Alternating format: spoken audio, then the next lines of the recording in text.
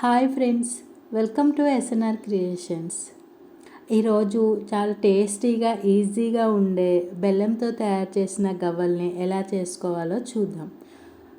ముందుగా బెల్లం గవ్వల్ని తయారు చేసుకోవడానికి నేను 3 గ్లాసుల గోధుమ పిండి, 1 గ్లాసు వరకు మైదా పిండి తీసుకుంటున్నాను.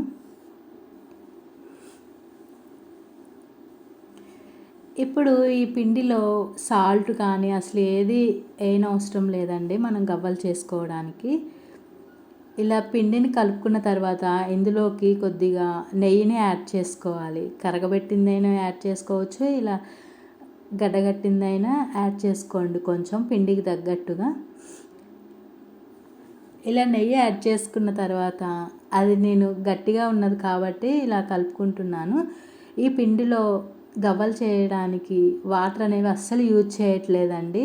ఆ పిండి కలిపేంత వరకు, ముద్దగా అయ్యేంత వరకు కూడా నేను పాలే యాడ్ చేస్తున్నాను. ఇలా పాలు యాడ్ చేయడం వల్ల గవ్వలు అనేవి అసలు నోట్లో వేసుకొని కరిగిపోయాగా క్రిస్పీలాగా బాగా టేస్టీగా వస్తుంటాయి. పిండిని అసలు గట్టిగా కొంచెం కూడా ఇట్లా చేతికి అతుక్కోకుండా ఉండేటట్లుగా గట్టిగా కలుపుకోవాలి. ఎంత టైం తీసుకున్నా కూడా మంచిగా కలుపుకోవాలండి. పిండి అనేది బాగా కలవకుండా ఉంటే ఆయిల్లో మనం ఫ్రై చేసుకునేటప్పుడు పేలిపోతుంటాయి. అందుకని పిండిని బాగా గట్టిగా కలుపుకోవాలి. పాలు మనకి ఎంతవరకు అయితే సరిపోతాయో అంతవరకు పోసుకుంటూ కొద్ది కొద్దిగా యాడ్ చేసుకుంటూ కలపాలి.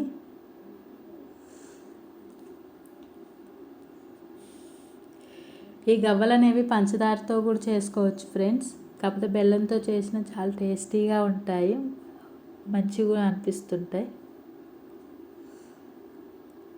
చూస్తున్నారు కదా వీడియోలో, అసలు ఎంత గట్టిగా దగ్గరికి అయ్యేంత వరకు కూడా చుక్క వాటర్ యాడ్ చేయకుండా పాలతోటే కలుపుకుంటున్నాం.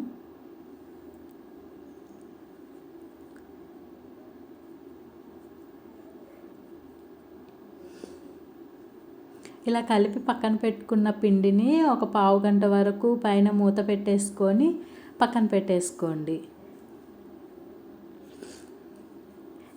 ఇలా పక్కన పెట్టుకొని ఒక 1/2 అవర్ 15 మినిట్స్ తర్వాత తీసి మళ్ళీ ఇలా మంచిగా ముద్దని మెత్తగా కలుపుకొని ఇలా కొద్ది కొద్దిగా తీసుకొని వీడియోలో చూపిస్తున్నాం కదా, అలా మెత్తగా కలుపుకొని ఇలా చిన్న చిన్న ఉండలుగా చేసి వేసుకోవాలి. ఇలా చిన్న ఉండలుగా చేసిన వాటిని ఇలా చెక్క పైన గవ్వల షేప్లో వచ్చే విధంగా మంచిగా చిన్నగా షేప్ అనేది చేసుకుంటూ అన్నీ అలానే చేసుకోవాలి ఫ్రెండ్స్.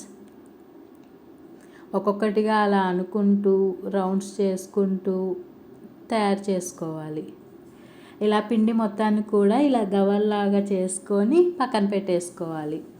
ఇప్పుడు స్టవ్ మీద ఒక కళాయి పెట్టుకొని అందులోకి ఆ గవ్వల్ని డీప్ ఫ్రై చేసుకోవడానికి సరిపడే ఆయిల్ పోసుకోవాలి.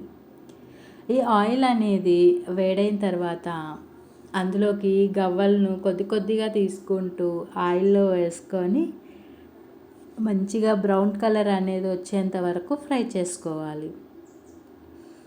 ఇలా ఆయిల్ కళాయి నిండా వచ్చింది కాబట్టి ఇట్లా పొంగిపోతుంది ఫ్రెండ్స్.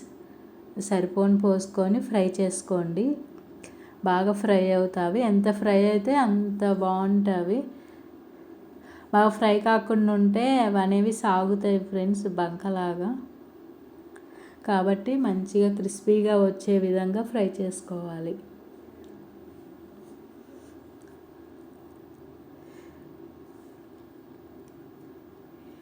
చూసారుగా ఫ్రెండ్స్, ఇగో ఇలా బ్రౌన్ కలర్లోకి ఉన్నప్పుడు మనం తీసుకుంటే బయటకు వచ్చాక కూడా ఇంకా కలర్ చేంజ్ అవుతాయి కదా, చాలా మంచి కలర్ఫుల్గా కనిపిస్తాయి.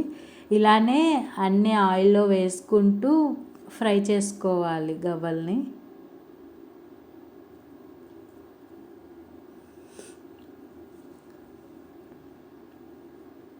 ఇలా గవ్వలన్నిటిని కూడా ఫ్రై చేసుకొని పక్కన పెట్టుకుందాం. ఇవనేవి చల్లారాలి కొంచెం. ఇవి పక్కన పెట్టుకొని చల్లారేలోపు మళ్ళీ కొద్దిగా బెల్లం తీసుకుందాం. మేము తీసుకున్న గవ్వల క్వాంటిటీకి 1/4 kg వరకు బెల్లం తీసుకొని ఇలా